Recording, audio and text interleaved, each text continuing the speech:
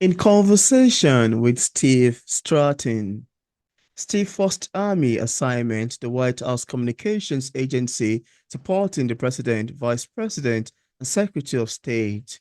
A transition to the Secret Service as a technical security specialist. Steve also earned his Green Beret as a member of the National Guard 20th Special Forces from 1986 until his retirement in 2000. Steve and his team supported counter-drug mission in the US, Central and South America. Steve's contractor career includes programs at the FBI, the Pentagon, Defense Intelligence Agency, the National Security Agency, US SOF commands. Steve retired in 2022 and transitioned to full-time writing and travel with his wife to all bucket list places and restaurants. And on today's episode of Auto Interview, it's my utmost pleasure, excitement, and joy to have on the show today, Steve Stratton. How are you doing, Steve? Doing great. Thanks for having me. It's so nice to have you on the show today. I'm kind of excited, that we are here to have a lovely conversation with you around the beautiful titles. Thanks for coming on. Thank you. Thank you. Yeah. So, Steve, I want to first say that I was impressed and taken aback when I read through the description page of your book, Shadow Ties, which is the fourth book in the Shadow Ties series. And I would like to ask you, how does this book come about? What inspired you to write Shadow Ties? Yeah, so Shadow Tier is the result of many years of being in the military Mm, and also an event where some close family members got hurt in Mexico by drug runners. So there's a real story behind the story. And so mm, uh, I decided finally to write a fictional story around that, just sort of for my own, you know, getting better at, that incident, right? Not letting that incident, impact my life and things like that. So I decided to write a story, and my wife said I had done many different things, and she said, just write the story. And I mm. said, I don't know how to write. And she said, just write the story. So I started writing. And all my writing before that had been to like win business Oh, or maybe make a manual or something like that for a radio or a procedure. So it's taken me a while to learn how to write a fictional story, and that was my first one. So oh, wow. That's quite amazing to know, really. That sounds to me like a beautiful introduction into becoming a writer, a beautiful, welcoming into becoming an author. And thank you so much for sharing. And if you have a copy of it there, Shadow Tie, I'd love you to raise to the camera just so it's what it looks like. well, it's Shadow Tears Over My Shoulder. This book that I'm going to show you, Caribbean Harvest, is the fourth book in the series, which Oh, comes out in January. oh, So, wow. so this one will come out in January. We're just going through the advanced reader copy process with our beta readers now. Hmm, So will be the fourth book in the Shadow Tears series. interesting. That's amazing. Yeah. Thank you. Then you have the second book to the series in the name of Shadow Saction, which is a follow-up series to Shadow Ties. Now, for the Hmm. sake of readers who haven't read it yet, and of course, without giving much information away too, I would like you to give us a sneak of what you would expect in terms of themes and subject lines, picking up Shadow Sure. Saction. Well, yeah, just let me step back for a second and say Shadow Tear Mm. is really a book about revenge. In Oh, in the book, my good guy, my protagonist, his parents are killed by the Sinaloa Mexican drug cartel, oh, and wow. so he wants to get revenge, but he has to be careful not to become like them, right? When he's getting revenge, right? Mm.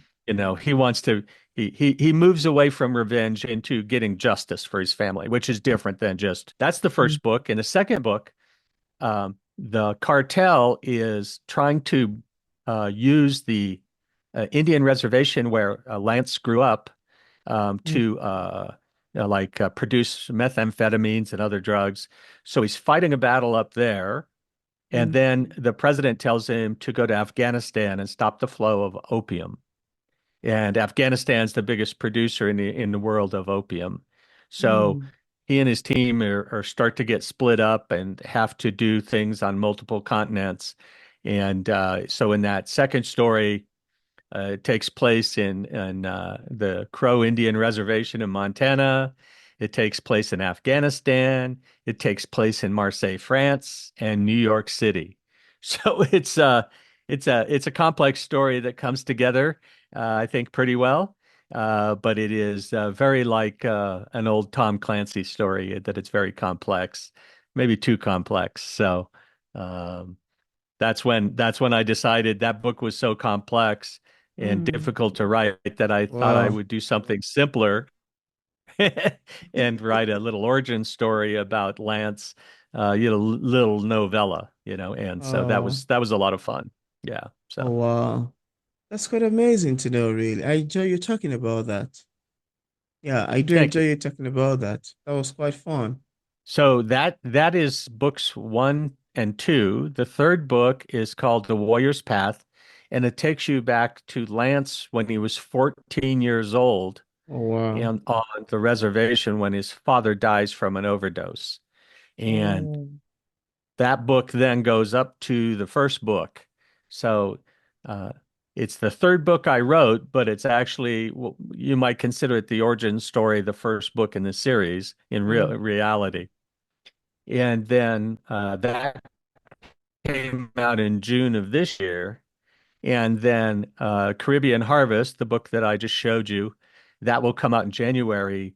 And in that book, uh, Lance Bearwolf, my good guy, and his wife Ellie Parker chase El Chapo to Cuba because mm. they are afraid that in Cuba he will create another Afghanistan from the standpoint of growing opium and creating heroin, that kind of thing.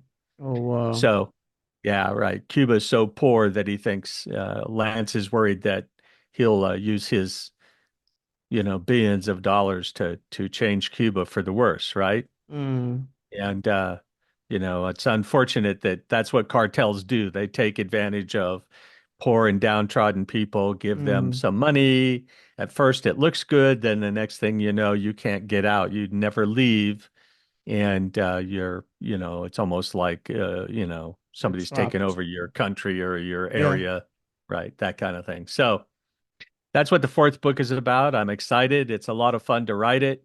Wow. There's a lot of joking goes on, like happens in military units. We joke a lot, Oh, right? wow. Because the conditions sometimes are very hard, or you've got to do something really unnatural, like jump out of an airplane, right? Most people don't like jumping out of airplanes, but anyway, so yeah, it's a fun time. I love writing these stories, and it keeps me out of jail. Mm. So it's good Oh, stuff. wow. That's really interesting and very fun to hear you say. Yeah. That's a Yep. beautiful narration and description you've got in there.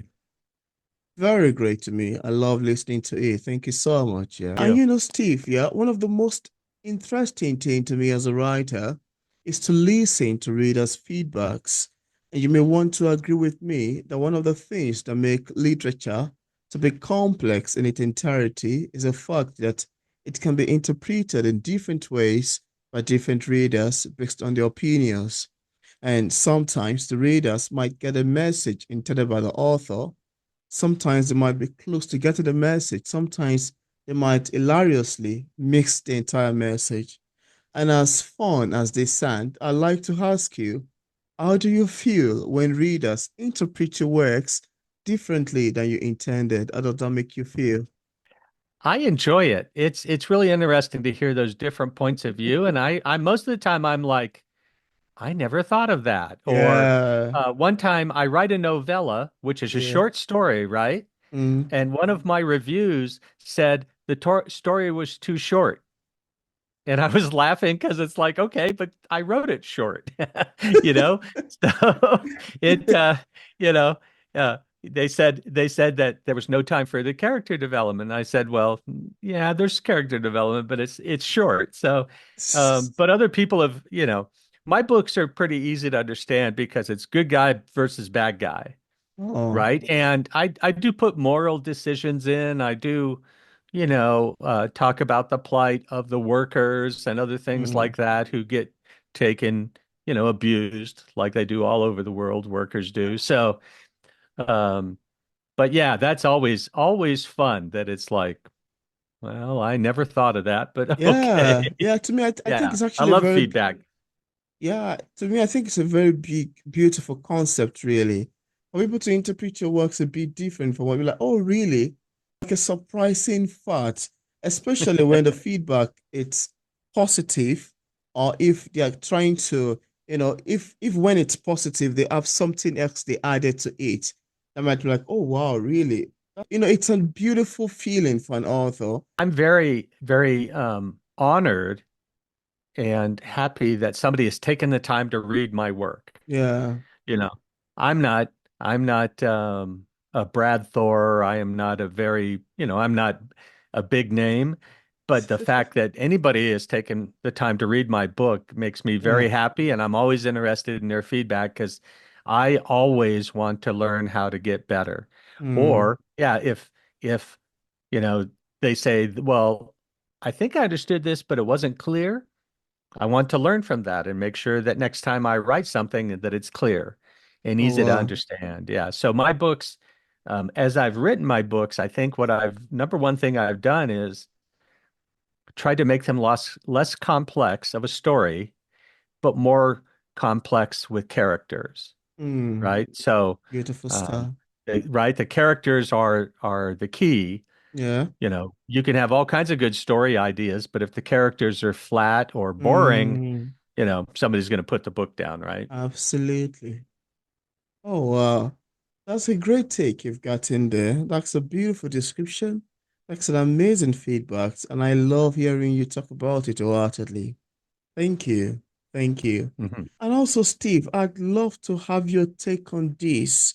Your Lace Beowulf Shadow Ties books are popular. Why start a new series? I'm just curious. Yeah. Why start a new series? Well, I actually grew up around very strong women.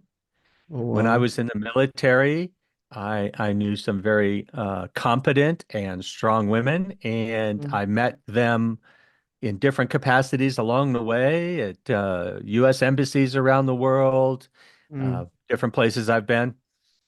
And I thought, there's just not that many, female protagonists. You mm. see them in movies sometimes and they're like invincible, right? And they Yeah. barely get scraped up and they're shooting and doing all this stuff. Well, I wanted to write somebody who's a little bit more real Mm, and to see if I could do it. So yeah, that's when I started that codename Snowman series. And Janet Winter is deaf. So she wears an implant. She has a hearing implant in her head, and mm. they won't let her go to the field because she's handicapped. And Oh, so, wow. in a big way, the story is about overcoming your disabilities and also people's preconceived ideas, right? Because Mm, oftentimes people look at somebody with a disability and think, well, they can't do this or they can't do that. yeah. And so I wanted to sort of pay homage to all the people with disabilities who have overcome them to do amazing things, right? We see amazing things happening at the Paralympics, right? Yeah. Right. Yeah. And so anyway, so it was a whole lot of fun. I got to make up a fictitious characters in the CIA. I was Mm, never in the CIA. I worked with them, but it's fun to make up characters and bad guys and put them in an environment. So a lot of fun. I've got the first book is in editing. I've got the second book drafted and about mm. half of the third book drafted. So Wow. it's been a lot of fun to I am retired now, so I have all the time in the world to write. Yeah, being retired is it finally retired is very nice. But I haven't slowed down at all. So and even in between those, I've written some short stories. So I've Wow. just been writing Wow, away. it's amazing, really. Looks to me like you've got a lot of work ongoing. Great time writing you've got, yeah? Yeah, I've got to be careful that I have time for my wife and to also go on vacation, right? We're Yeah. retired now, so a lot of people call what we're doing right now go time, and it means they go, they're just out now that the kids are gone and you're retired. You have the time to go travel, and so Oh, we're doing some of that. But I write during travel. I write on the airplane. I write when we're traveling, stuff in the interesting. morning and stuff. So I just love it. Yeah, that's quite amazing to know, really. Thank you so much for sharing. I thoroughly enjoy talking about that and listening to you, having that lovely, beautiful story you've even shared with us. I enjoyed it. Thank you so much. Yeah, thank you. Yeah. And now I'd like us to talk about inspirations and ideas because I, as a person, have always been surprised by how writers, especially novelists like yourself, would sit down and craft long sentences and bring words together in a way that paragraph make pages, in a way that first of all sentences come together, making paragraph, and paragraph comes together to make pages, pages coalition coming to make chapters, and all transitioning into a big book eventually. And this always leave me thinking, how did they get the ideas for these words from the paragraph level to the page level to the chapter level to the novel level? And you have people writing first series, second series, third series, moving from one end to another. It's always surprising, really. And I'd like to ask you, as far as writing is concerned, how do you get the inspirations and ideas for your works? Where do they come from? Yeah, so my first book was very easy. I Yeah, mean, the main line was all about revenge, right? Somebody hurts somebody and then somebody wants revenge. So that was easy. everything.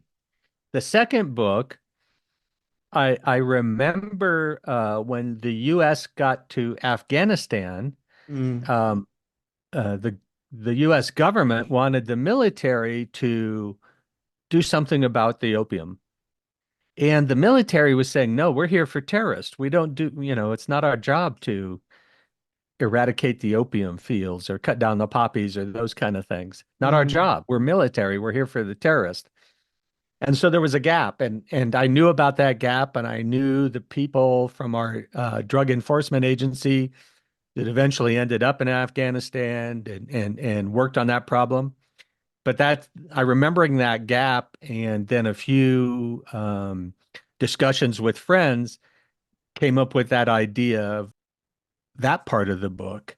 And then I decided that I really wanted Lance Beowulf, my good guy, I wanted him to be pulled in multiple directions, to have conflict, mm.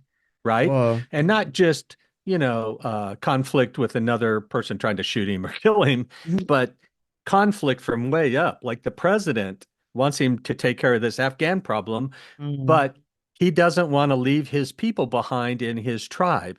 yeah, Literally, right? He needs to help protect his tribe. yeah. So I use that as friction. So um that was pretty easy to come up with. Um, the A lot of my inspiration comes from reading and research. Um, Mm, and oftentimes I just write down notes or put it on in a Word document and set it to the side.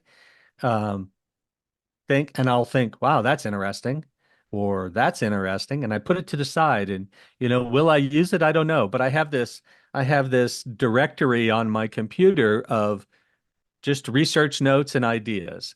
oh, And I wow. don't, sometimes I've been able to go in there and take it and put it into a book because it makes sense in that book or that story. Mm, But right, real people, real life, and then the news and things. I don't take things directly from the news that is like right today, but yeah. that's how I get Patience. my inspiration is just by being involved in the world and looking around, right? I mean, you've got so Yeah, much going on in your part of the world, so many opportunities for interesting stories, even yeah, going back in history and doing things like that. So, uh, you know, absolutely. Yeah, yeah, it's that's one of the fun things about being a writer is right. that, you know, my wife will say, are you on the internet again? I'm like, yeah, I'm doing research. And Yeah, I'm I just mean, I'm having fun looking around at things, right? Yeah. absolutely, because even from real life experiences, what happens on one side of the world, you can develop a story idea through it. You can find a story idea from what's happening around you. Especially, yeah, even here in Nigeria, particularly, there's a lot of story to tell based on different things happening all around. There's so many stories to tell. A lot, That's yeah. right. Yeah, yeah. Yeah, Absolutely. Yeah. absolutely. And that's what makes literature part of, life because we are telling stories and things to come in future, even in the present, being represented in written words. Thank you for sharing, really. I Yeah. enjoy you talking about that. Yeah. Yeah. Yeah. And apart from the books we've mentioned so far, do you have any other works you've authored or say currently working on? I know we've touched a bit about this, but I'd still like to ask you if you have any Yeah, ongoing so we've got projects. I've got the right, I've got the two different series. And then in between, because I will write something and let it sit, right? Because when I come back to it, I have fresh eyes and I have, you know, uh, energized thinking Yeah, and I can look at it and go, I well, I got need it. to change this, that. Yeah. So I do that process. But like in between, I was at a book conference, a author conference called Killer Nashville. So it's Mm, mostly about mystery and crime and things like that. And my books are about crime, right? International crime, cartels. mm, And I sat in on this panel about short stories and 3,000 to 8,000 words, right? A mm. normal book is 80,000 to 100,000 words. These are 3,000 to 8,000. So like not even 10%. And I Wow, got interested in it. And so I went home and wrote a short story. Now I have wow, four of them. wow. And I'm using Secret Service, my Secret Service background in some of them. And I even went back so far, I went all the way back into 1300s, into Mm, medieval France and Portugal to write an origin story, another short story. wow, And it was very, very hard because every time I would write two sentences and then I'd have to do research for a half hour. And wow. then I'd have to write two sentences. I mean, I don't think I'll ever write another story back in 1300s or, that kind of thing again. But uh, yeah, there was a lot of fun. So writing these short stories has become fun because you get done with them quicker and you see your results. And Mm, there are lots of places that will pay you for short stories and, yeah, and they put them in their magazines and things. So it's a great way to do something different as an author, but keep yeah, writing, right? But do a different kind of maybe even in the same genre, but just do a short story and make it tight and impactful. So exciting. yeah. Oh, wow, you've got a beautiful advice in there. Yeah, that's a Thank you. Yeah, very there's great one. there's many, many, many things we can do as authors. They Yeah, don't all have to be 100,000 word books, big novels, right? yeah, That readers will like, right? yeah, And you could even put stories out a chapter at a time on the internet for your yeah, readers, right? Things like yeah, that. So lots of fun things to do. yeah, yeah. Now, I'd like to hear your take on this. I'd like you to tell us what publishing is to you, as a published author. Are there any challenges you've encountered in the process of writing your book and also ever since it got published? So when I wrote my first book, Shadow Tear, I had a publisher and he helped me with my first two books. Okay. But then they went out of business. So this past January, I had to learn how to do Amazon and republish my books under my publishing name. Wow. And so Amazon, not too hard, but there's some things to learn, right? And then Yeah. you got to find somebody to do a new cover and then put second edition on it because Yeah. it's not the original. Anyway, so I got through that. And then some friends and I created a little publishing company, and we've been doing novellas, short stories, and novellas like 20 to 30,000 word kind of. We've done three novellas so far, and Wow. that's interesting because um, when you're doing it yourself. you're on your Yeah. own pace. You're doing it. You take your time. You can go as Mm, fast or slow as you want. yeah. You know, but when you're part of a little, even a little publishing company, and then you bring an author in, they have expectations. You have things you need to do. So, Mm, very interesting learning publishing. Um, Now, my codename Snowman manuscript is with a traditional publisher. So right oh, now wow. I'm doing indie. I'm publishing myself. Caribbean Harvest, that book that comes in January, I'm publishing through Amazon, through Ingram Spark. That way Mm, it has worldwide retailers through Ingram yeah. Spark. There's a thing called Global Connect that works Yeah. really nice. And then yeah, so it's interesting being in both sides of the industry.